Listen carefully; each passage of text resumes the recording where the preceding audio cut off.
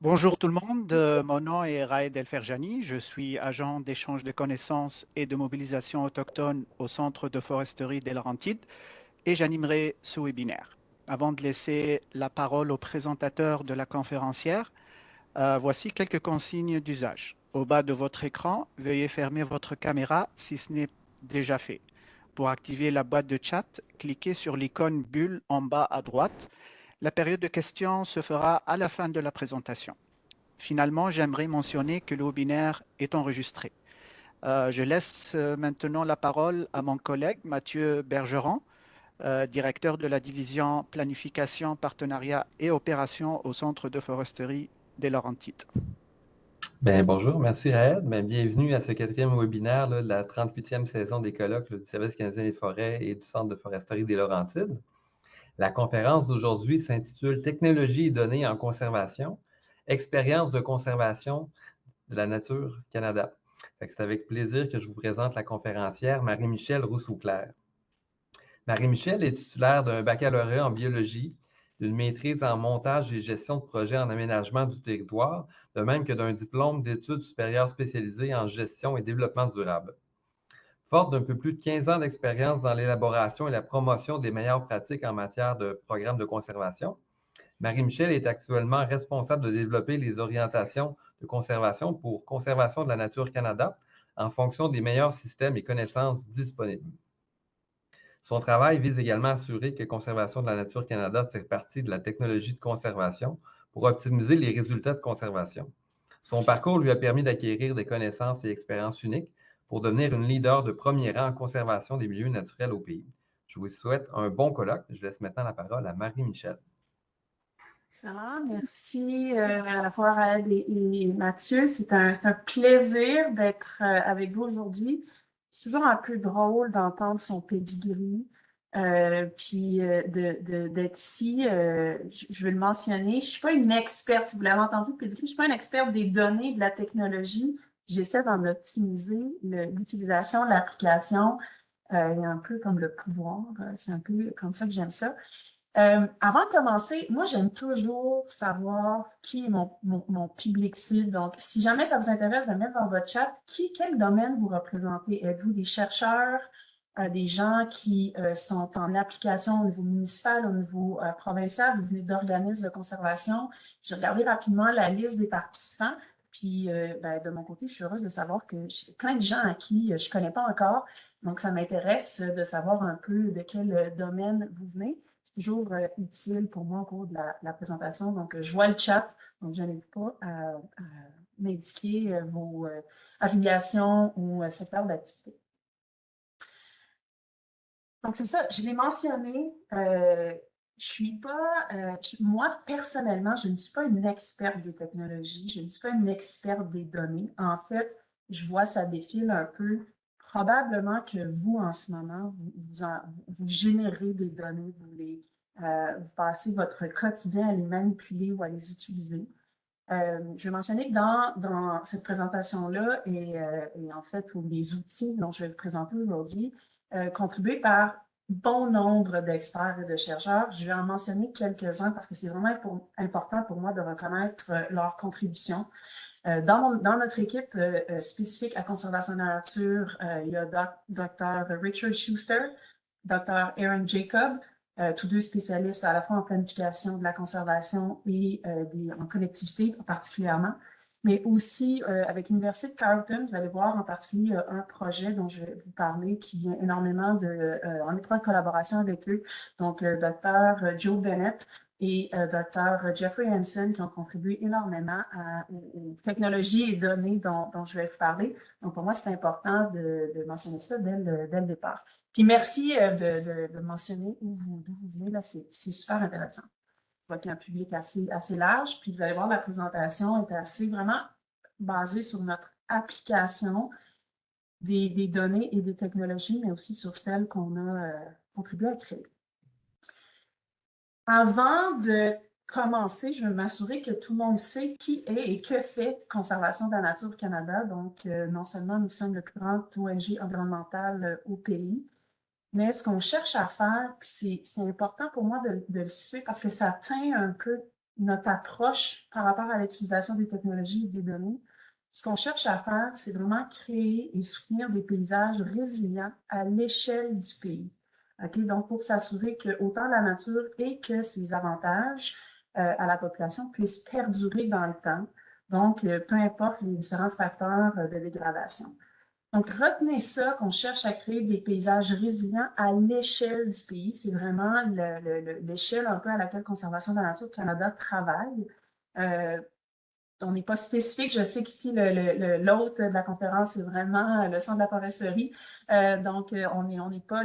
les écosystèmes forestiers sont un des écosystèmes, mais il n'y aura pas je dirais de données ou de références spécifiques aux différents écosystèmes forestiers. On est un peu généraliste dans ce sens-là. Vous le savez, j'ai parlé de la dégradation de la nature. J'ai pas besoin d'aller très loin pour... C'est un public qui le sait. Ça fait partie de ce qu'on voit dans les journaux. Toutes les 3 images que je viens de vous montrer, c'est des images de l'été dernier. J'aurais pu essayer de trouver une citation récente sur, par exemple, l'absence de couvert de neige qu'on trouve par tout le pays. C'est vraiment la vitesse à laquelle les facteurs directs et indirects de dégradation de la nature s'accélèrent à vraiment une rapidité assez incroyable, voire folle. Et en fait, les mesures ou les efforts de conservation, visiblement, ne sont pas démontrés comme étant suffisants pour diminuer ou freiner ces facteurs de dégradation-là. Donc, vraiment, il faut penser à faire la conservation autrement et trouver des façons plus efficaces, si je peux me permettre, en bon anglais, je dirais plus smart que les facteurs de dégradation. C'est vraiment là où, pour Conservation de la Nature Canada, la technologie et les données probantes jouent un rôle essentiel. Donc, il faut optimiser nos façons de faire, il faut changer notre façon de faire, surtout pour accélérer le rythme de la conservation. Et quand je parle de conservation, c'est à la fois la création d'aires protégées et conservées, tout comme les différentes actions de conservation qui ont lieu sur le territoire.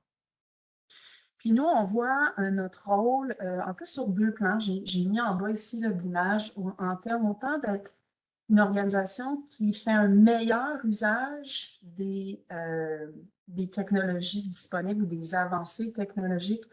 Par exemple, si on pense juste à l'intelligence artificielle dans tous les domaines, mais particulièrement dans le domaine de la conservation, c'est pas quelque chose à laquelle on pensait ou même qui existait il y a quelques années.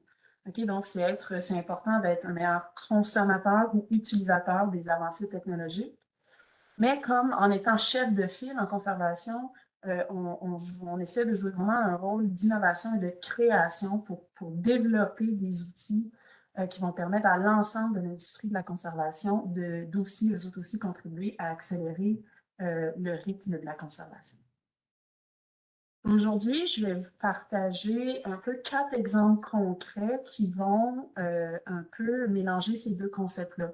Donc, à la fois d'une utilisation des technologies et données disponibles, mais également de la création de nouveaux outils et de nouvelles données. Donc, vous voyez les quatre thèmes qui vont couvrir aussi à la fois le rôle de CNC, le rôle de partenaire, comment on permet d'adresser certaines lacunes de connaissances. Je vais passer beaucoup de temps, un peu plus sur le premier, parce que c'est celui, donc la priorisation de la conservation, c'est celui qui est peut-être le plus avancé de notre côté, donc on utilise relativement activement. Je vous dirais que les 3 autres sont plus en développement, donc je vais passer un petit peu plus de temps sur le premier, mais aussi couvrir certaines avancées, les idées qu'on a au niveau de la modélisation, de la biodiversité, des partenariats de recherche en connectivité, puis l'élaboration de mesures d'impact, parce que c'est important de pouvoir dire qu'est-ce que ça fait la conservation, à quoi ça contribue. Si on voit ces facteurs de dégradation-là qui continuent, comment on sait on fait une différence. Et donc, je vais couvrir ça légèrement. Donc, commençons par la priorisation de la conservation. Je l'ai mentionné. Pour moi, ça, et pour conservation de la nature, c'était le facteur clé, ou vraiment l'importance d'optimiser les ressources pour accélérer la conservation, puis prioriser le territoire, à la fois les endroits où on souhaite, où des efforts de conservation doivent être effectués, que de déterminer quelles actions, quelles stratégies de conservation vont être le plus efficaces dans ces endroits donnés-là. J'ai mis 4 mots-clés sur cette première diapositive-là parce que c'est un peu ce qui a teinté notre approche au niveau de la création de technologies, de nouveaux outils. C'est vraiment de s'assurer qu'on a un niveau de sophistication technologique qui va de pair avec la complexité du problème un peu là, de conservation auquel on fait face en ce moment, donc la crise climatique et de biodiversité.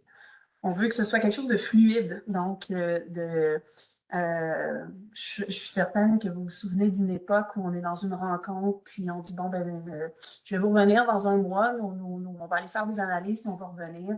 Donc, d'abord, de permettre une conversation et une génération de résultats qui est un peu plus fluide, rapide et efficace. Donc, je vais essayer de couvrir ces éléments-là au fil de l'étude de cas. Donc, ce qu'on a fait essentiellement dans au niveau de la priorisation de la conservation, et c'est là vraiment que notre partenariat avec l'Université Carleton à Ottawa a été vraiment structurant pour conservation de la nature. On a développé 2 outils, que je vous ai mentionnés pour aider à la prioriser les endroits, donc les lieux où on doit déployer des stratégies de conservation. Puis encore une fois, c'est à l'ensemble, à l'échelle du pays. On voyait la carte globale. Ainsi que d'identifier les stratégies de conservation. On n'a pas de nom plus peut-être élaboré que le where to work, où travailler, et le what to do, ou quoi faire. Donc, c'est le nom un peu générique des outils qu'on a développés. Dans le bas de la présentation, vous avez ici le site parce que c'est disponible dans une certaine mesure là, au public. Donc, qu'est-ce que ces outils-là font? Donc, ce que particulièrement l'outil que vous voyez une capture d'écran là, en haut à droite, donc où travailler, qu'est-ce que cet outil-là cherche c'est quoi l'analyse ou l'algorithme qui sous-tend cet outil-là? Et dans le fond, le problème que l'outil cherche à résoudre, c'est d'identifier le nombre minimal de sites qui permet de protéger un pourcentage cible, donc un pourcentage X. Je mets un petit astérisque, je vais vous en parler là-dessus, sur comment on fait pour établir ce pourcentage-là. Et donc, c'est le nombre minimal de sites qui permettent d'atteindre cette cible-là de l'aire de distribution de chaque espèce pour lesquelles il y a des données disponibles. Donc, en somme, qu'est-ce que ça fait? Ça dit, j'ai 6000 espèces pour lesquelles on a des données. Pour permettre le pourcentage minimal, si vous voulez, ou cible qui doit être protégé pour chacune des espèces, comment on fait pour créer un réseau d'aires protégées qui est suffisant pour protéger l'ensemble de ces espèces-là?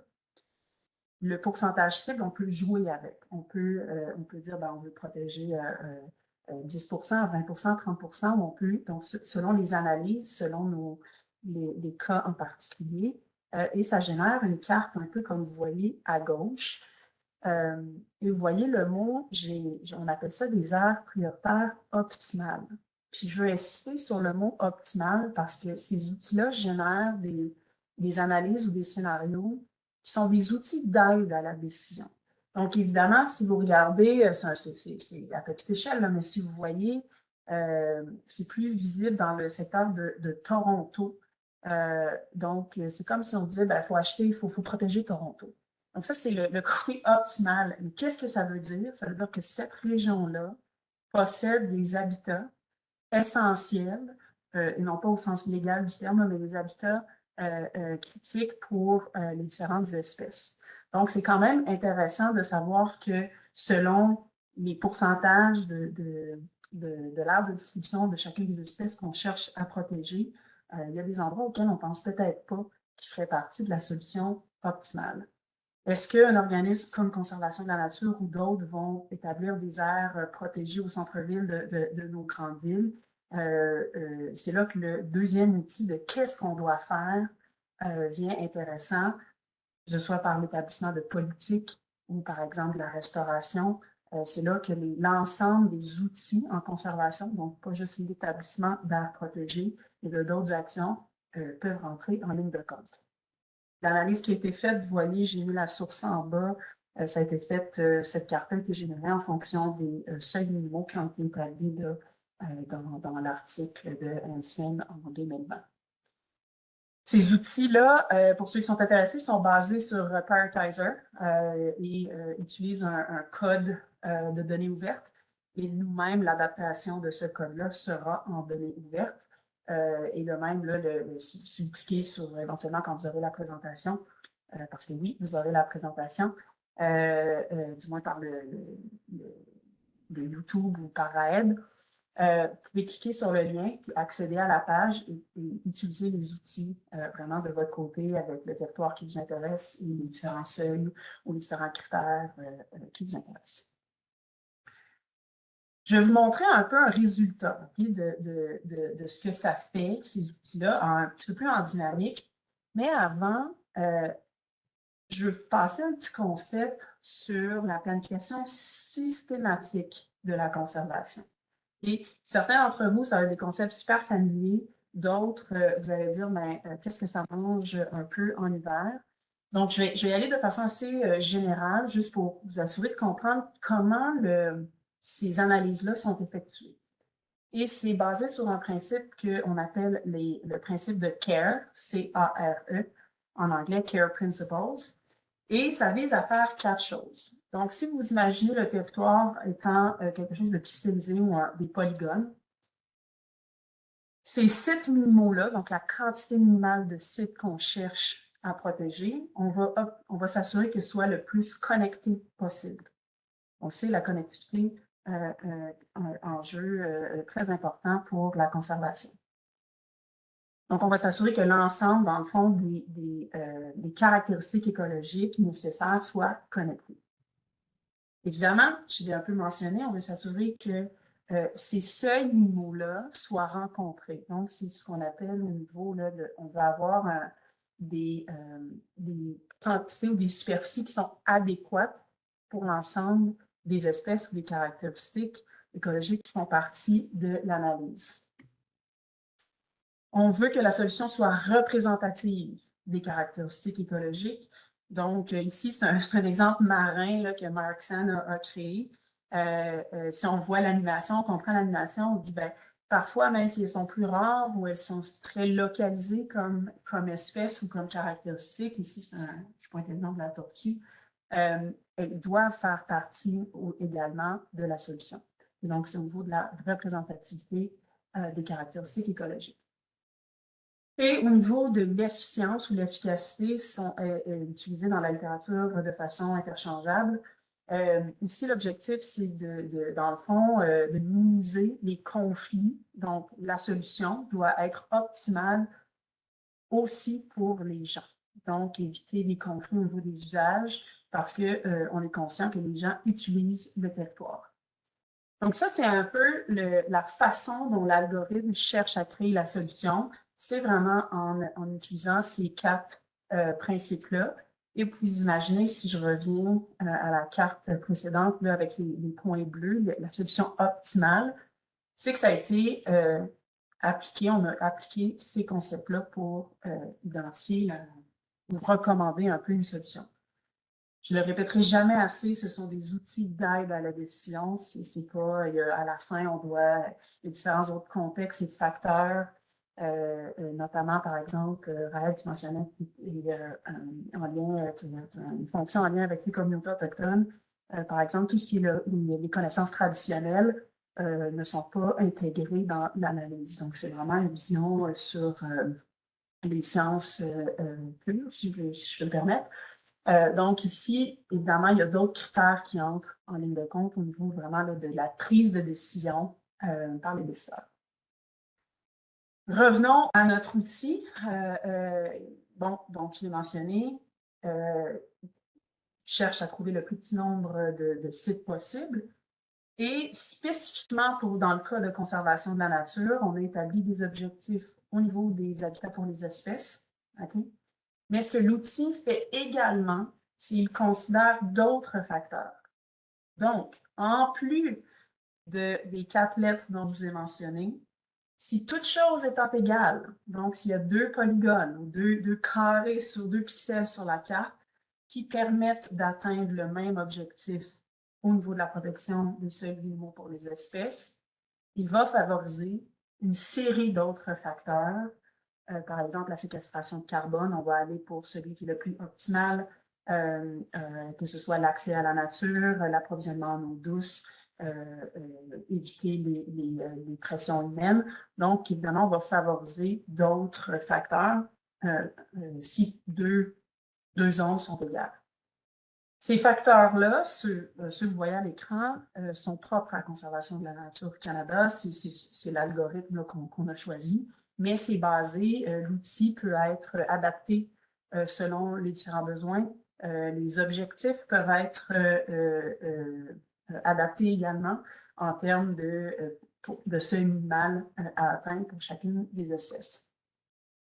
Je vais faire un petit aparté ici, si jamais il y en a qui sont intéressés à savoir quel ensemble de données ont été utilisés pour les analyses, n'hésitez pas à me contacter. Ça me fera plaisir de parler davantage de la source précise de chacune des données, les jeux de données qui ont été utilisés. Donc, je vous amène dans le sud-ouest de l'Ontario. Je vais vous parler de, bon, on a vu la carte du Canada, là, je vous zoome un peu dans le sud-ouest de l'Ontario. Puis je vais vous parler, par exemple, de comment on peut utiliser ces résultats-là. Okay? Donc, pratico-pratique, qu'est-ce qu'on fait avec cette carte-là? Qu'est-ce que ça veut dire? Quel genre d'interprétation on peut en faire? Et ici, l'espèce d'étude de cas qu'on a fait, c'était en lien avec l'escarpement de Niagara, okay, qui est une zone de conservation, c'est une zone de biosphère, c'est une zone reconnue. Donc, c'est une étude qu'on a fait pour déterminer, dans l'ensemble de cette écozone-là,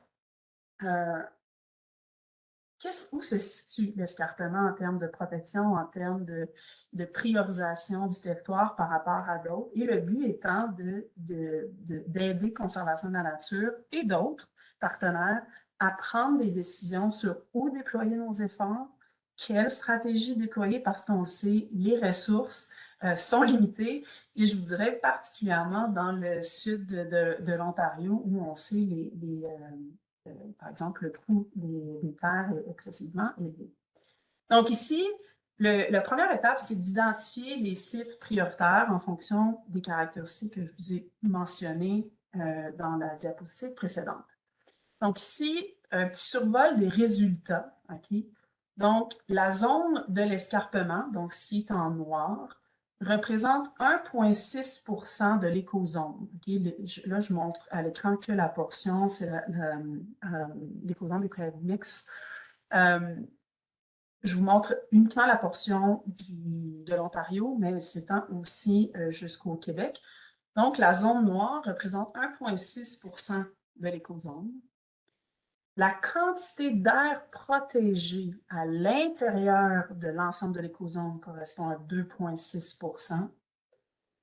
Dans la zone de l'escarpement, donc à l'intérieur de la zone noire, il y a 18 % d'air protégé. Donc, on peut en déduire ici qu'il y a 10 % des aires protégées de l'écozone qui sont dans l'escarpement. Là, vous allez me dire, mais pourquoi nous dit ça? Alors, nous, c'est le genre d'analyse qu'on fait, puis on se dit, si on souhaite créer des paysages résilients, on souhaite que l'ensemble du sud de l'Ontario puisse faire face à l'ensemble de la dégradation. Okay? Donc, une des principes premiers, c'est de s'assurer que ces zones-là prioritaires soient protégées, donc fassent partie du réseau d'aires protégées. Donc, ici, une des premières questions qu'on peut se poser, c'est est-ce que faudrait ajouter ou se concentrer à l'intérieur de l'escarpement ou plutôt développer le réseau d'aires protégées à l'extérieur de l'escarpement. Puis on peut voir ici, sans aucun doute, il y a du bleu, donc il y a une aire prioritaire un peu partout à l'intérieur de ce territoire-là. Donc, une des possibilités, parce que encore une fois, c'est un outil d'aide à la décision, ce serait de concentrer des efforts à l'extérieur de l'escarpement. Pourquoi? Encore une fois, pour s'assurer que l'ensemble de ce territoire-là puisse faire face aux différents facteurs directs de dégradation. Okay? Donc, on n'est pas en train de dire que c'est pas important, par exemple, de travailler à l'intérieur de l'escarpement, mais plutôt de dire quelles sont les opportunités à l'extérieur. Une autre des questions que les gens vont souvent poser, c'est « OK, c'est bien beau, là, mais que ça, c'est en bleu. Donc, c'est identifié comme une priorité. Mais pourquoi? Qu'est-ce qui contribue à avoir identifié ces secteurs-là comme priorité? Donc, ce qu'on a fait, puis je vais vous montrer les diapositives après, c'est dans le fond, on a fait un clip là, des zones bleues, puis on est allé voir chacune des couches qui contribuent à l'analyse pour permettre de décortiquer un peu les résultats. Donc, je vais vous passer en vrac certains résultats qui sont possibles de dériver de ces analyses-là. Donc, on peut déterminer les caractéristiques principales. Donc, ici, c'est l'index, un indice global là, de richesse ou de diversité. Ici, on peut clairement voir que l'escarpement est une zone hautement très riche, mais il y a clairement d'autres zones assez connues dans le sud de l'Ontario. On peut regarder spécifiquement, par exemple, les espèces en péril, qu'est-ce qui contribue à identifier quelle portion. Puis on peut voir que ce qui était identifié en bleu dans la carte initiale score assez très fort au niveau de la richesse des espèces en péril. On peut continuer à décortiquer par type là, ou par espèce à la limite. Par exemple, ici, au niveau des mammifères, et je l'ai même au niveau des oiseaux, nommez-les, on peut décortiquer chacun. Et je vais juste revenir à nos diapositives. Ce que ça permet, c'est vraiment de dire, selon nos objectifs, que ce soit conservation de la nature ou d'autres organismes. Là, je vous parle d'espèces, mais ça pourrait être par exemple des écosystèmes forestiers ou les humides. Selon les missions un peu plus spécifiques de chacun des organismes, pourrait dire, ben moi, je suis très, très intéressée par les mammifères et donc le secteur Kingston-Brockville semble hautement d'intérêt pour un organisme dont la mission serait la protection des mammifères ou un intérêt plus particulier. Donc, la capacité de décortiquer pourquoi certains sites sont importants permet, encore une fois, d'aider à la décision selon les objectifs de différents partenaires. Donc là, ça dit, ben, où on pourrait potentiellement travailler, puis je voulais mentionner le sud de l'Ontario particulièrement, le coût d'une stratégie, évidemment, est excessivement important dans l'analyse. Ici, on a utilisé des données qui ont été également récemment publiées par le laboratoire de Joe Bennett au niveau des coûts en terres privées et publiques.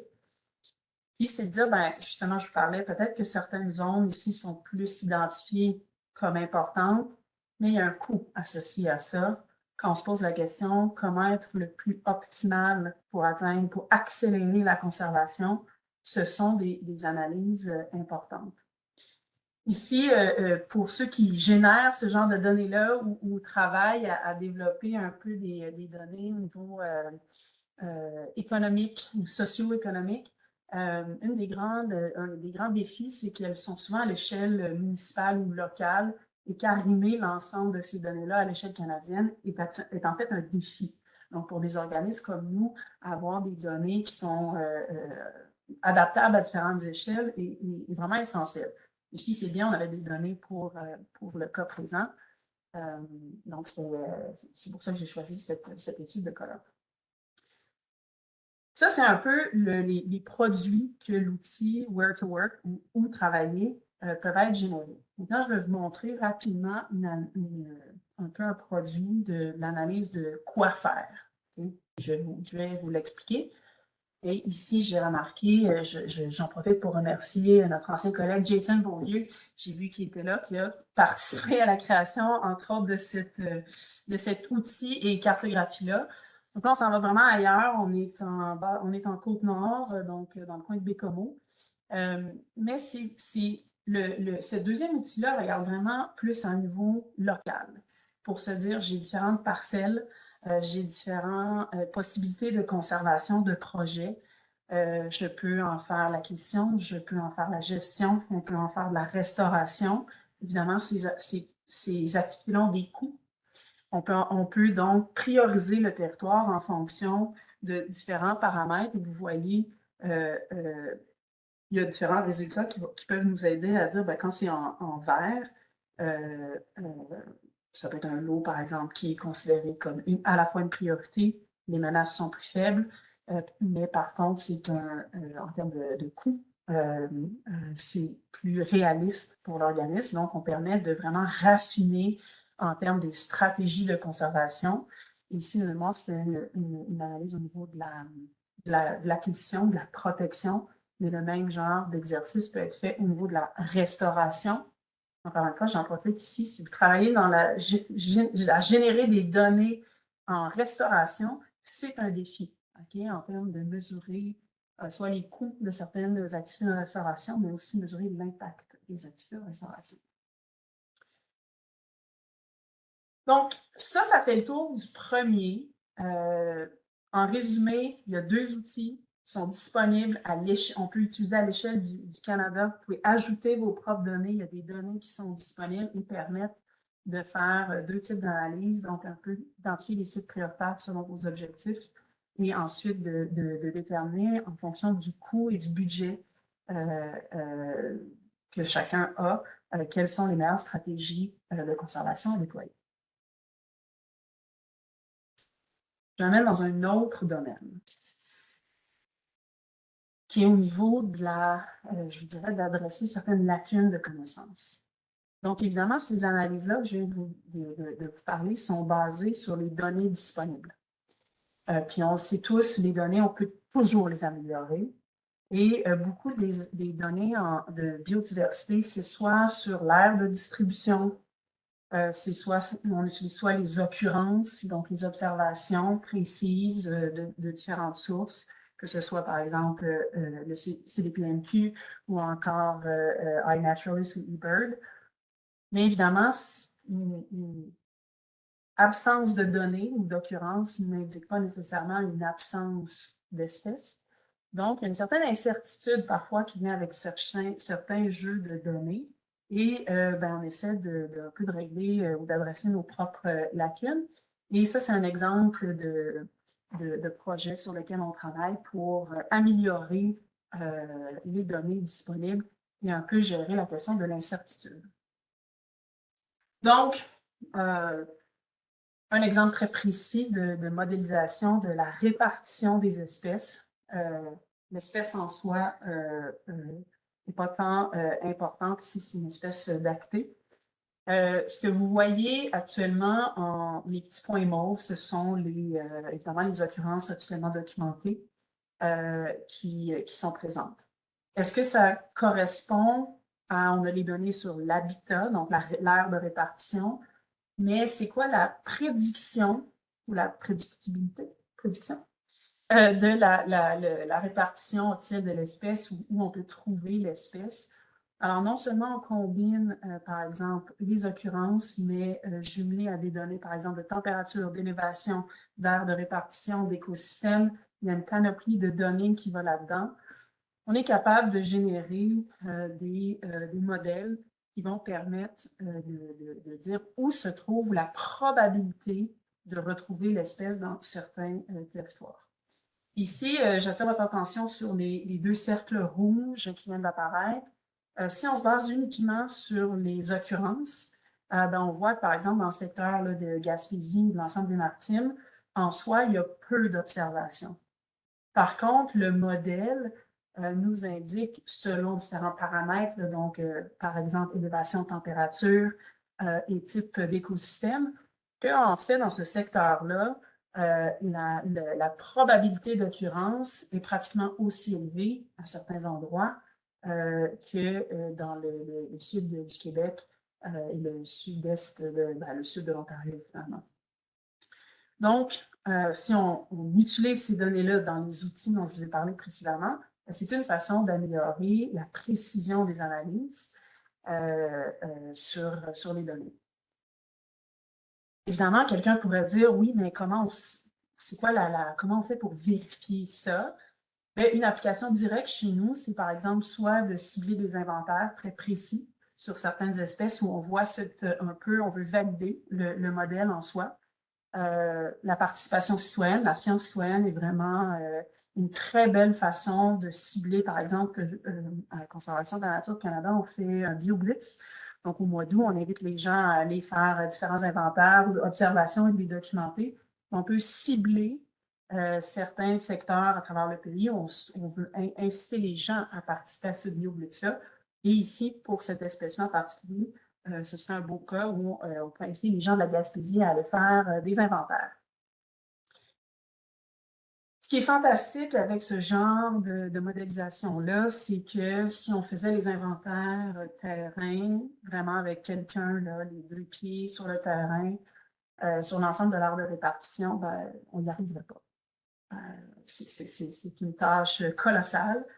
Mais à l'intérieur d'une année, on peut faire une modélisation pour plus de 2000 espèces qui vont, encore une fois, là, être utilisées à même les outils de priorisation qu'on a développés. Donc ça, c'est vraiment l'optimisation du temps, des ressources. J'ai parlé de la sophistication, la fluidité, l'efficacité, la rapidité. Ici, c'est vraiment une façon extraordinaire d'accélérer le rythme de la conservation parce qu'on peut plus rapidement avoir de l'information, plus rapidement faire des analyses et donc plus rapidement prendre des décisions spécifiques à chaque secteur à travers le pays. Puis parfois, là, je change encore de sujet, ma troisième étude de cas. Parfois, comment je pourrais dire, les lacunes de connaissances ou le projet auquel on souhaite faire est tellement d'envergure qu'on a besoin de partenariats de recherche. Et puis, au niveau de la connectivité, c'en est un en ce moment qu'on vient juste on est au balbutiement de ce projet-là. Mais je crois que c'est important d'en parler parce que c'est un domaine, c'est une question qui, je pense, assez d'actualité et d'importance au niveau de la protection des milieux naturels, peu importe les types de milieux. Puis dans nous, c'est dans notre, je vous ai parlé là, le principe de CARE, ça commence par ça. Ça commence par la connectivité. Et puis, les données, elles existent. Il y en a, de la densité de la connectivité au pays. Mais les données disponibles ne sont peut-être pas exactement celles qu'on souhaiterait avoir. Elles ne représentent pas nécessairement ce qui est optimal pour les algorithmes et tout. Donc, vraiment, il y a une certaine lacune. Mais mieux vaut utiliser ce qui est déjà disponible que ne rien utiliser. Donc, on utilise les données actuelles. Mais on s'est dit, pourquoi ne pas établir des partenariats pour répondre à 2 questions essentielles. La première question, c'est quel est le rôle des aires protégées et ou spécifiquement dans notre cas les terrains de conservation de la nature Canada? Quelle est la contribution de ces aires-là au degré ou taux de connectivité au pays et du réseau d'aires protégées? Donc, essentiellement, ça serait de dire, c'est pas la contribution de chacun des points au niveau de la connectivité entre les aires protégées, mais aussi de la perméabilité dans le fond de la nature. Parce que ce qu'on ne veut pas à travers les actions de conservation, c'est créer des forteresses. Si on a un point qui est un peu une aire protégée, mais que la perméabilité, la connectivité est faible ou absente, en fait, on crée une forteresse, on crée un îlot de nature au milieu d'un territoire qui a une très faible connectivité et où par exemple, le mouvement des espèces est faible. Donc, ce que cette recherche-là va permettre, c'est à la fois d'un peu de cartographier l'état de situation de la connectivité au pays, donc du réseau d'aires protégées au pays, mais aussi de créer des indicateurs de suivi. Donc, comment le réseau contribue à augmenter la connectivité des écosystèmes au pays. La deuxième, il y a 2 partenariats de recherche. Le deuxième est pour moi le plus stimulant, je dirais, là, celui qui m'intrigue et m'intéresse le plus parce que c'est ce qu'on fait. Nous, on fait des actions de conservation, puis c'est un peu de déterminer, passer 2 questions. C'est quoi le seuil de connectivité un peu qui est nécessaire, qui est minimal à atteindre de façon générale et par écosystème? Et pour mieux cibler ensuite nos actions de conservation en fonction soit de type d'écosystème ou par exemple, d'espèces et donc d'habitats.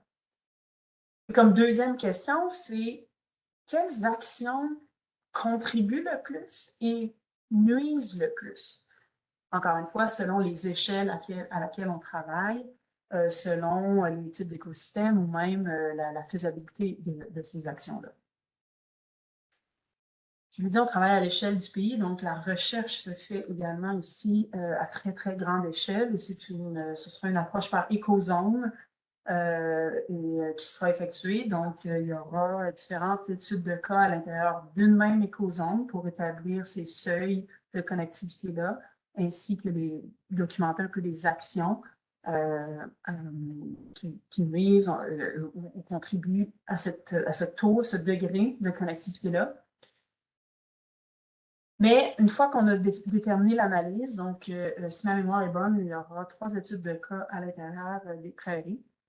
Mais les résultats qui vont se donner à l'intérieur même d'une écozone, donc c'est bien beau de dire les seuils de connectivité à l'intérieur des prairies, le seuil est X, les meilleures actions ou les meilleures pratiques à adopter sont Y.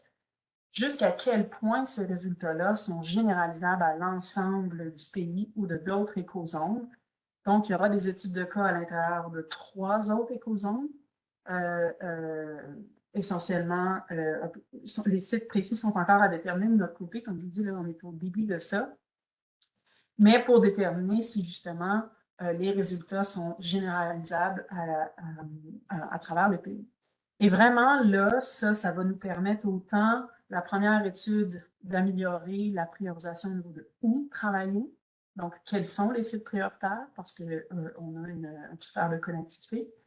Et cette deuxième recherche-là, vraiment au niveau de quoi faire, parce que c'est vraiment sur quelles actions ont le plus ou nuisent le plus, ont le plus d'impact ou nuisent le plus. Donc, ça c'est tout nouveau, ça vient de partir. Donc, si jamais ça vous intéresse d'en savoir plus ou de connaître les résultats, n'hésitez pas à nous contacter. Finalement, le quatrième un peu point dont je veux vous parler, c'est mesurer l'impact.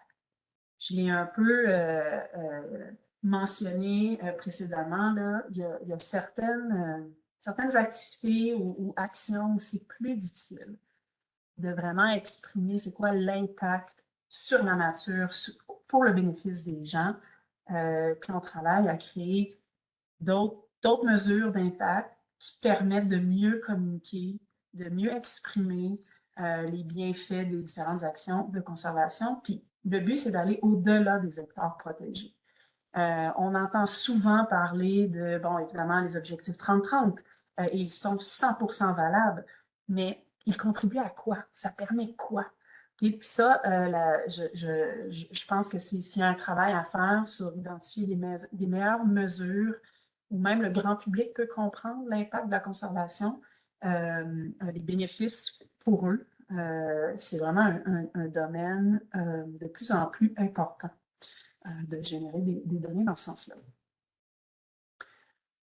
Une des choses sur lesquelles on s'est dit, si nous, notre objectif, c'est de créer des paysages résilients à travers le pays, comment on sait qu'on fait une différence et qu'on améliore la résilience ou donc la capacité des écosystèmes à perdurer dans le temps, des écosystèmes et des espèces. Donc, c'est un peu un indice qui cherche à mesurer l'état de la nature et ce qu'on peut suivre au fil du temps. Puis là, ben, je vous ai mis, je vous ramène dans la première étude de cas, je vous mets un peu à quoi ça ressemble, là, le type de résultat de cet indice de résilience-là. Et l'objectif, c'est d'amener ça, d'amener ces résultats-là dans nos analyses précédentes pour, encore une fois, mieux optimiser nos ressources pour s'assurer que ce qu'on crée, autant au niveau de la création d'arbres protégés, mais que des activités puissent contribuer au paysage résilient. Puis, c'est-à-dire, un exemple, puis je vais vous parler comment on est arrivé, là, la formule, c'est quoi qui sous-tend cet indice-là. Mais comme par exemple, une zone qui est identifiée comme prioritaire et ici serait indiquée comme avec une résilience faible, qu'est-ce qu'on fait? On va chercher à augmenter la résilience de cette aire prioritaire-là. Clairement, il y a des espèces qui utilisent différentes caractéristiques écosystémiques qui font en sorte que cette zone-là est identifiée comme prioritaire. Mais sa résilience, donc la capacité de cette zone X-là à affronter les différents facteurs de dégradation est faible. Donc, ça amène une certaine stratégie de conservation. Versus une zone qui est, par exemple, encore une fois, hautement prioritaire, mais très résiliente, donc non protégée, va amener un autre type, par exemple, va façonner d'autres types de stratégies de conservation. Donc, c'est un peu comme ça qu'on veut, on veut utiliser l'indice de résilience, mais aussi pouvoir le suivre dans le temps pour parler de l'impact. Puis suivre dans le temps, à l'échelle du pays, c'est excessivement difficile. Donc, ce qu'on cherche à faire, c'est d'amener cet indice-là à une échelle où vraiment l'amélioration de l'indice peut être mesurée. Donc, ça, c'est en cours. Encore une fois, si ça vous intéresse, n'hésitez pas à communiquer avec moi. Donc, qu'est-ce qui fait partie de cet indice-là? Puis encore une fois, on travaille actuellement là-dessus parce que c'est une formule. Okay? La formule, c'est différent. Je vais regarder si tout n'a pas été traduit sur cette diapositive, mes excuses. Mais c'est un peu une formule. Donc, il y a différents thèmes. Donc, c'est comme la somme de différents éléments de biodiversité, différents éléments climatiques, de connectivité et d'habitat, auxquels on soustrait évidemment, différents éléments de menace. Et là, je vous ai listé un peu qu'est-ce qui contribue à chacun de ces thèmes-là, donc les différentes mesures ou indices ou jeux de données qui est utilisé. Le facteur, je dirais, le plus imposant à l'intérieur de cette formule-là est évidemment la biodiversité. J'ai mis juste richesse globale, là, mais on peut inclure l'ensemble des espèces en péril ou les espèces endémiques qui font partie également. Je ne couvrirai pas chacune des mesures parce qu'en soi, c'est une présentation d'environ 45 minutes, mais encore une fois, ici, quand on parle de l'importance des données probantes, ici, c'est fondamental. Donc, oui, on génère un nouvel indice, on cherche à générer un nouvel indice. Donc, c'est comme si la somme de tout ça, on la jumelle pour arriver à quelque chose de plus global, mais c'est basé 100% sur des données existantes sur différents thèmes. Puis, il y a évidemment et certainement des lacunes ou des données qui peuvent être ajoutées au fur et à mesure que, à la fois, nos connaissances et les avancées technologiques se poursuivent. Puis, un peu comment on arrive à ça ou comment on peut l'utiliser en termes vraiment pratico-pratiques ou d'application, c'est aussi de pouvoir mesurer de comparer certains projets. Donc, je vous ai montré la première carte, c'est vraiment comme un résultat à l'échelle, dans ce cas-ci, c'est à l'échelle de l'écozone. Mais quand vient le temps, là, j'ai 2 projets, comment on fait ou quel type d'information peut être utilisé? C'est que là, on peut analyser chacun des projets On peut avoir l'indice global, mais aussi décortiquer chacun des éléments qui contribuent à l'indice. Puis encore une fois, c'est des données supplémentaires, des informations supplémentaires qui aident à la prise de décision pour choisir, par exemple, quel projet de conservation doit-on avancer. En termes de mesures d'impact, comment on parle des bienfaits ou des retombées en conservation? Bien, évidemment, il y a non seulement il y a toute la question de la résilience, la question des hectares protégés, mais il y a l'ensemble des services écosystémiques et je dirais même des retombées peut-être socio-économiques qu'on pourrait ajouter à la liste. Mais ici, vous voyez une liste de choses, de mesures sur lesquelles on travaille actuellement on contribue à l'amélioration des données. L'image que vous voyez, c'est au niveau des services de pollinisation. Puis ce qu'on cherche à savoir, c'est par exemple la quantité de gens ou le nombre de personnes nourries par les pollinisateurs indigènes dans différents milieux. Puis ben, le but pour nous, c'est de pouvoir mieux communiquer avec, par exemple, les agriculteurs ou les gens qui vivent dans ces secteurs-là sur les services écosystémiques et les bienfaits des actions de conservation. En anglais, on dit « what's in it for them ». Souvent, les gens veulent, il y a des fois parfois une crainte sur certaines activités. Donc, c'est vraiment dans le but de mieux communiquer et d'exprimer les retombées pour la population. Parce qu'un paysage résilient, je ne le dirai jamais assez, c'est oui pour la nature, mais aussi pour les gens qui en font partie. Donc, c'est les bénéfices de la nature à la population. Il y a différentes autres mesures sur lesquelles on travaille. Par exemple, les hectares qui contribuent à l'approvisionnement en eau douce, la réduction de la sécheresse, des incendies, etc. Cette liste-là est probablement la liste la plus longue pour lesquelles soit nous, on travaille. Donc, nous, on a des chercheurs qui contribuent à créer certaines analyses et données, ou encore, on est très intéressé à établir des partenariats ou à devenir juste être au courant de certaines données qui peuvent nous aider à mieux mesurer l'impact de nos actions de conservation. En terminant, ça c'est comment terminer, quoi dire, c'est quoi les messages sur lesquels je veux laisser l'ensemble d'entre vous? Ben, pour moi, c'est d'abord et avant tout que sans la technologie, sans l'amélioration des données probantes, c'est essentiel vraiment pour accélérer et optimiser le rythme de la conservation. Les méthodes qu'on a utilisées jusqu'à présent ont démontré qu'elles ne sont pas assez efficaces pour contrer les crises climatiques et de biodiversité. Donc, c'est vraiment un domaine qui prend de plus en plus d'ampleur et on est vraiment, vraiment content et heureux de pouvoir contribuer à l'avancée technologique et des données et aussi de bénéficier du travail de l'ensemble des chercheurs. Le deuxième point, puis c'est beaucoup en lien avec, par exemple, l'indice de résilience et où l'autre exemple dont je vous ai mentionné, c'était par exemple les données des valeurs municipales, des valeurs de terrain. L'importance que ces outils-là ou ces données-là soient à la fois, je dis fluides et adaptables. Et ce que je veux dire à différentes échelles, et ce que je veux dire par là, c'est Conservation de la nature Canada travaille à l'échelle du Canada, mais évidemment, il y en a qui vont travailler à une échelle beaucoup plus locale.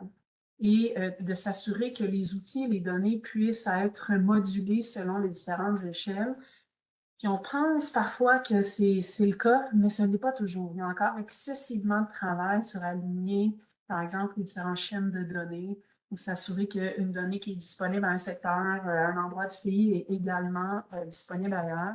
Donc ça, c'est vraiment important, puis ça permet d'autant plus d'accélérer le rythme de la conservation. Et finalement, mon dernier point, c'est la question de la gestion de l'incertitude. et ou vraiment améliorer les connaissances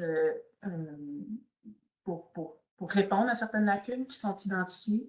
Je vous ai parlé du projet de connectivité, de la modélisation. Ce sont toutes des façons où on peut tenir en compte des incertitudes ou des lacunes dans les jeux de données. Donc, même, par exemple, dans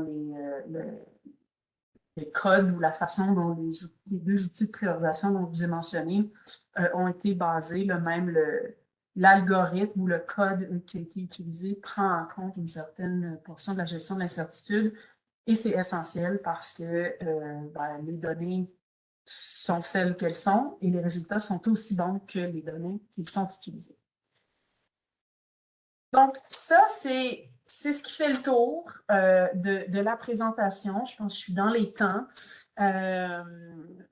Parfait. Puis ici, comme je vous le disais au début, si jamais vous avez des questions très spécifiques sur les données précises qui ont été utilisées ou vous souhaitez avoir une petite démonstration un peu en action des outils qui ont été développés, n'hésitez pas à me contacter. Je vais, soit moi vous répondre ou vous rediriger vers les bonnes personnes à l'intérieur de mon équipe. Si vous souhaitez en savoir plus sur comment contribuer à l'amélioration, encore une fois, ça me fera plaisir de poursuivre la conversation avec vous. Et sur ce, merci, puis j'ai bien hâte de voir vos questions. Merci beaucoup, Marie-Michel. Des notions bien présentées et bien simplifiées aussi. Pour ceux et celles qui se sont joints à nous tardivement, je me présente. Mon nom est Raed El Ferjani. Je suis agent d'échange de connaissances et de mobilisation autochtone au Centre de foresterie des Laurentides. J'animerai la période de questions. Avant de débuter, j'ai des messages d'intérêt et quelques règles d'usage à partager. Vous pouvez tous maintenant activer votre vidéo si vous le désirez. Si vous désirez obtenir une attestation de formation continue, notamment en lien avec le règlement sur la formation continue obligatoire des ingénieurs forestiers du Québec, ou pour les membres de la Société internationale d'arboriculteurs Québec, l'unique façon est de compléter l'attestation de participation avec les liens URL que vous trouverez dans le chat sous peu. Veuillez noter que pour le code d'activité en lien avec le règlement sur la formation continue des ingénieurs forestiers, le code d'activité est maintenant intégré dans le lien. Vous pouvez poser vos questions dans la langue officielle de votre choix et il y a deux façons de le faire, verbalement en cliquant à droite de votre nom dans la liste des participants. Sélectionnez l'icône main levée. Lorsque je vous nommerai, vous n'aurez qu'à enlever votre mode sourdine en cliquant sur l'icône micro. Après avoir posé votre question, s'il vous plaît, vous remettre en mode sourdine. Nous souhaitons avoir une question à la fois, autant pour donner la chance aux conférenciers de bien répondre à votre question et de laisser la chance à tous de poser leurs questions. Si vous préférez poser votre question par écrit, utilisez la boîte du chat, sélectionnez l'icône en forme de bulle en bas à droite pour l'activer si ce n'est pas déjà fait. Nous vous demandons de vous identifier clairement en donnant votre nom et l'organisation que vous représentez. La période de questions est maintenant commencée.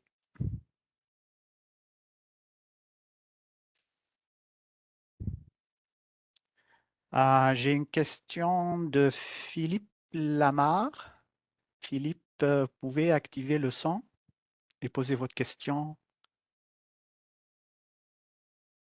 On ne vous entend pas. Maintenant? Oui. Parfait. Pardon. Merci pour la présentation. J'avais une question par rapport à la priorisation des sites à une échelle plus fine. Est-ce que vous travaillez est-ce que vous avez des outils qui vous permettent de sélectionner entre des sites par rapport à l'imminence du besoin à une échelle locale? Je veux dire, il y a des secteurs où est-ce qu'on va avoir, par exemple, davantage de pression versus d'autres secteurs où on peut aller faire de la protection plus tard. Est-ce que vous intégrez une certaine notion de temporalité dans votre processus de priorisation? Excellente question, merci. La réponse, c'est oui. Puis je vais vous la donner en deux volets un peu. Premièrement, une chose que je n'ai pas spécifiquement mentionnée, c'est que la façon dont les outils sont conçus, c'est que la première étape de l'analyse, c'est à l'échelle globale, à l'échelle canadienne, pour identifier un peu comme organisation où on veut travailler. Votre question est vraiment sur essentiellement, mais au niveau local, est-ce que mes critères parfois sont différents? Il y a une question de temporalité qui peut être inclus, mais il y a, je vous dirais, aussi tout ce qui est, par exemple, j'ai des menaces ou des facteurs qui sont spécifiques au sud de l'Ontario qu'on ne retrouve pas, par exemple, en Colombie-Britannique ou dans les prairies et vice-versa. Donc, il y a vraiment, c'est comme si on fait une première analyse, on identifie ces secteurs-là, et ensuite, on peut ajouter des données, puis je précise ajouter parce que c'est pas remplacer l'analyse, du moins dans l'algorithme ou l'approche de conservation de la nature. Donc, c'est qu'on va venir un peu préciser ces résultats-là en fonction, évidemment, des données locales, que ce soit au niveau de la temporalité, au niveau des espèces. De la façon dont nous, on le fait, c'est chez nous, c'est les régions, les bureaux régionaux qui correspondent essentiellement à chaque province, ont identifié leur propre liste. Donc, un peu, quels sont leurs facteurs locaux spécifiques. C'est un peu comme quand on zoome là, sur une carte avec nos 2 pouces. Évidemment, l'échelle jusqu'où on peut un peu travailler, un peu le critère, c'est d'avoir des données qui sont disponibles à cette échelle-là. Okay? Un autre point, peut-être juste d'intérêt technique, l'analyse qui est faite est au niveau de, on utilise une grille d'1 km² dans la première analyse. Et on veut essentiellement qu'on peut aller plus fin, okay, lorsqu'on fait la deuxième ou troisième sous-analyse en fonction des données, mais c'est d'avoir un système qui est cohérent un à l'autre parce que l'outil va pouvoir utiliser le même patron de données. Mais oui, c'est possible d'ajouter des données, celles que vous voulez. Okay? Si j'avais le temps, je vous montrerais une démonstration. Et on peut activer ou désactiver certaines données. Mais ce qui est important, c'est dans notre cas, c'est un ajout et non pas un remplacement des données. Merci beaucoup, Philippe et Marie-Michel. Je vais aller à une question écrite de Gilbert Nollet. L'intelligence artificielle peut-elle contribuer à la gestion de la biodiversité et de la nature et à sa conservation? C'est une excellente question. Puis en fait, j'ai envie de vous dire, tout ce dont j'ai parlé fait partie de l'intelligence artificielle. L'intelligence artificielle, on a un peu cette image que c'est ChatGPT. Puis ça, c'est comme limité à ça aussi dans cette veine-là, c'est la reconnaissance vocale, la reconnaissance faciale. Mais en fait, l'intelligence artificielle, par exemple, la modélisation de la répartition d'espèces, c'est de l'intelligence artificielle. C'est d'être capable d'utiliser des séries de données et d'en faire une projection. Donc, au niveau de la gestion, je vous dirais que ce qui est le plus peut-être probant, comme dans les outils qu'on a développés, il est moins élaboré, donc j'en ai moins parlé un peu aujourd'hui, mais c'est un peu ce deuxième outil-là qu'on appelle le what to do, le quoi faire, qui permet, par exemple, de dire entre une activité de restauration ou entre l'établissement d'une politique ou même restaurer un milieu humide versus un milieu forestier, comment on peut modéliser ou on peut identifier les meilleures stratégies en fonction, ça peut être en fonction du coût, ça peut être en fonction de l'impact ou des résultats recherchés au niveau, par exemple, des retombées économiques ou de la séquestration de carbone, ou bon, peu importe les objectifs des différents organismes. Mais cet outil-là permet cette analyse-là. Le défi de je fais lien un peu avec la question précédente, le défi de cet outil-là, c'est qu'il est très consommateur de données à l'échelle locale. Donc, ça demande, je vous ai montré la carte là, dans le coin de la rivière Outarde, ça demande qu'à cette échelle-là, on ait la donnée des coûts, la donnée très précise de ce qu'on veut à une échelle micro, qui est parfois pas toujours disponible. Donc, c'est un outil qui est très, très consommateur de données à une échelle micro. Et c'est un peu le défi, c'est de s'assurer que les analyses faites dans un secteur, on a des données un peu comparables à une échelle similaire, puisque nous, on n'est pas en canadien, donc c'est comparer des pommes avec des pommes un peu. L'intelligence artificielle, j'ai donné des présentations, j'aurais pu dire le rôle de l'expérience de conservation de la nature avec l'intelligence artificielle qui comprend autant les technologies que les données probantes. Merci beaucoup, Marie-Michel. Est-ce qu'on a des questions orales? Si vous avez des questions, appuyez sur la main levée en bas à droite de l'écran. Et vous pouvez aussi toujours poser vos questions écrites dans la boîte de clavardage.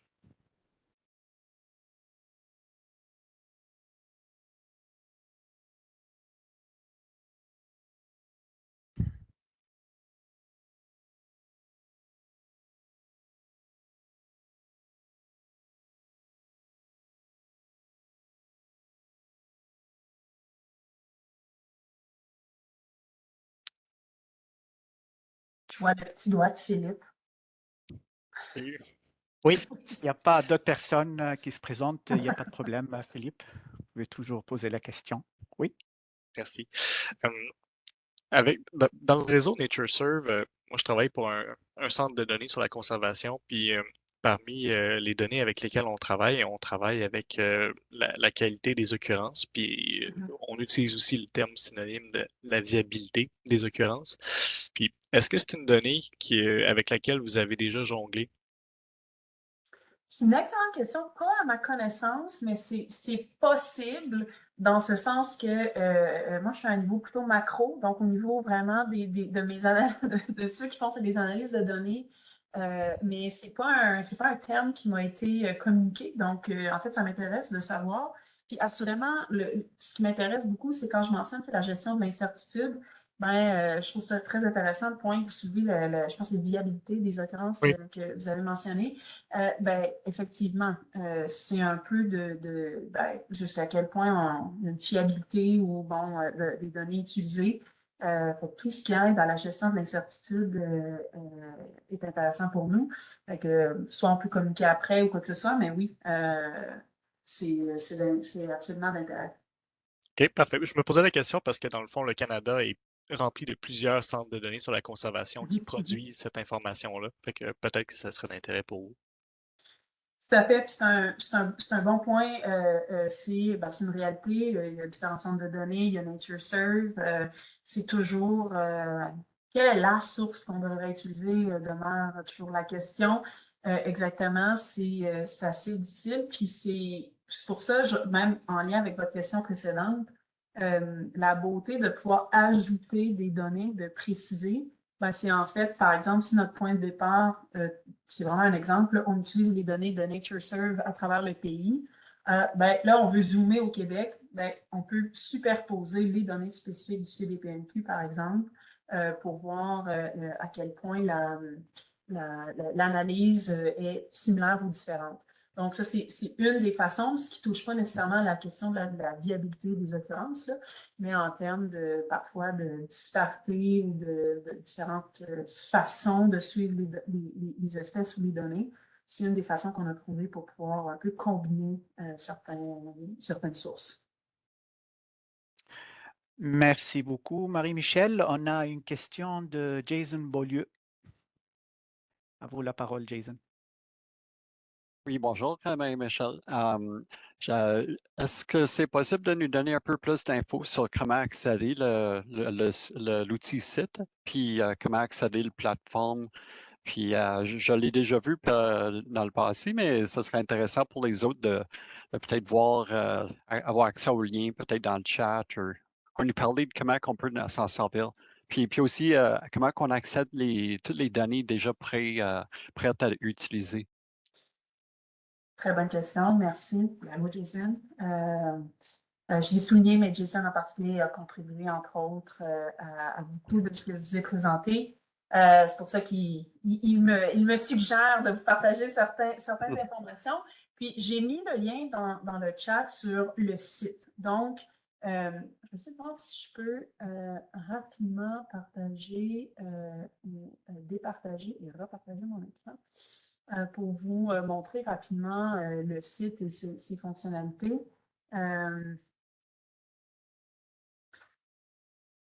Donc, vous devrez voir un site dans pas longtemps. Vous devrez voir une petite page web avec le Welcome. En français. Donc, ça, c'est le site. Donc, l'application web qui permet de faire ces analyses-là. Il y a un accès public, mais pour les besoins de la cause, je vais utiliser l'accès de conservation de la nature.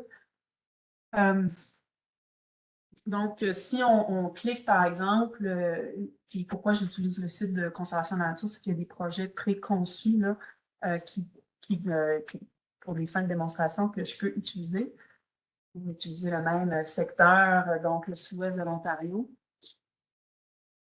Je ne vais pas faire une démonstration complète, mais ça va quand même vous donner une idée. Le site est disponible, vous pouvez vous-même déjà commencer à l'utiliser ou à jouer avec. Si vous voulez une démonstration, vous avez des questions sur comment télécharger les données, comment ajouter des données, un peu tout ce que Jason dit, communiquez avec nous. Ça va être le plus simple pour avoir plus d'informations. Donc, je vous mentionnais, je vais vous orienter sur quelques éléments. Donc, du côté gauche, on a l'ensemble des couches de données qui sont disponibles. Oups, pardon. Il y a une certaine instabilité. Mais du côté gauche, c'était dans le fond l'ensemble des données disponibles que l'outil va utiliser en espérant qu'il revienne. Vous n'avez peut-être pas eu le temps de voir, mais il y a un petit logo Canada et un autre petit logo, je pense, qui donne, dans le fond, des données pan-canadiennes versus des données locales. Puis donc, le petit logo indique ici que c'est une couche pan-canadienne. Je ne sais pas si dans cet exemple-ci, il y a des données...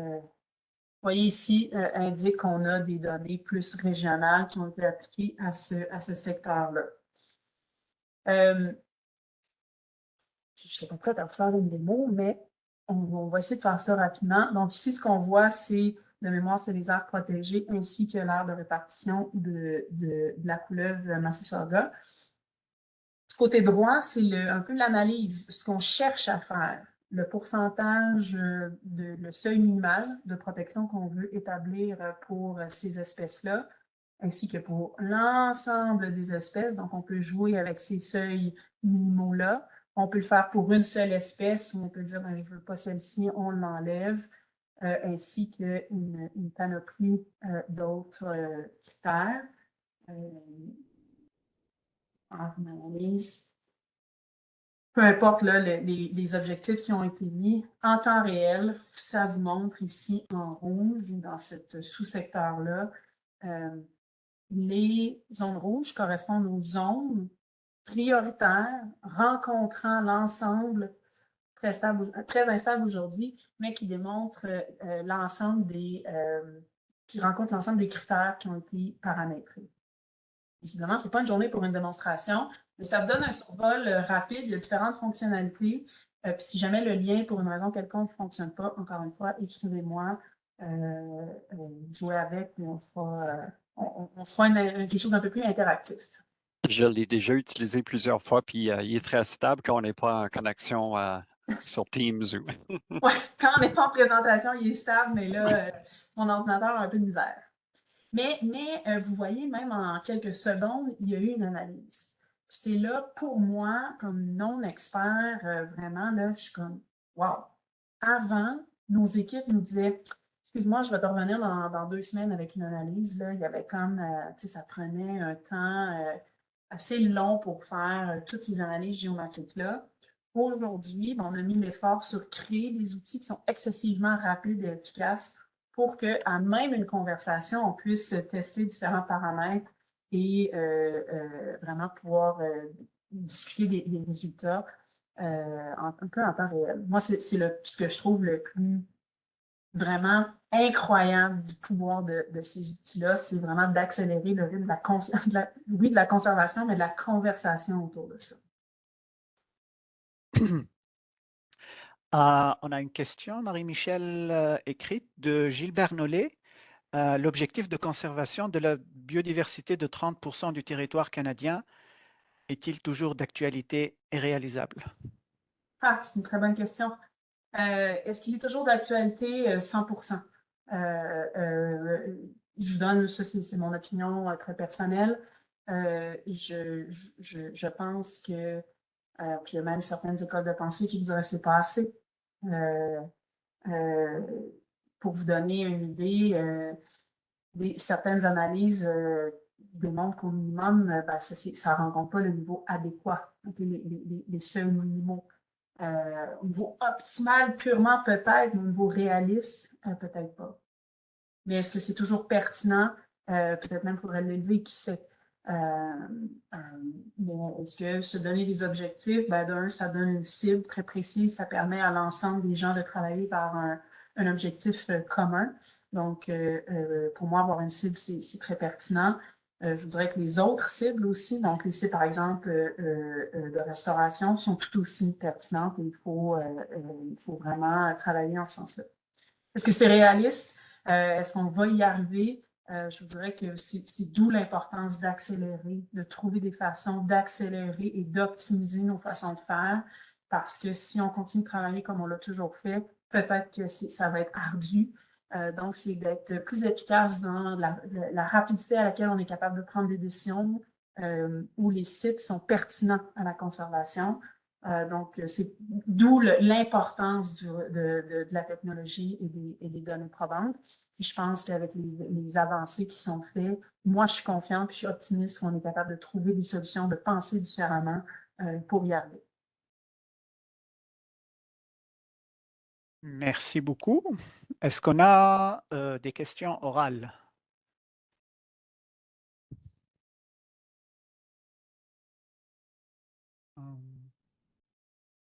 Donc, si vous avez des questions orales à poser, veuillez appuyer sur la main, symbole de la main levée en bas de l'écran, s'il vous plaît.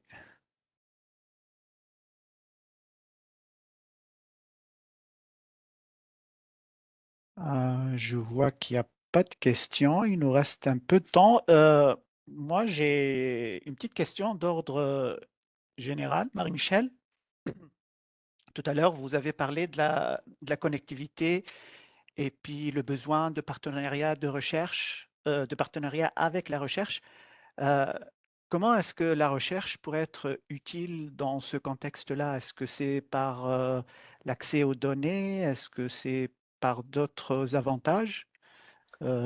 C'est une très bonne question.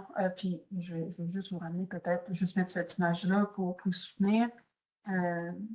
Nous, ben, parfois, on a les compétences et les connaissances pour nous-mêmes développer certaines données en fonction de, par exemple, soit d'approches ou d'hypothèses ou de résultats connus et reconnus. Donc, c'est de pousser un petit peu plus loin.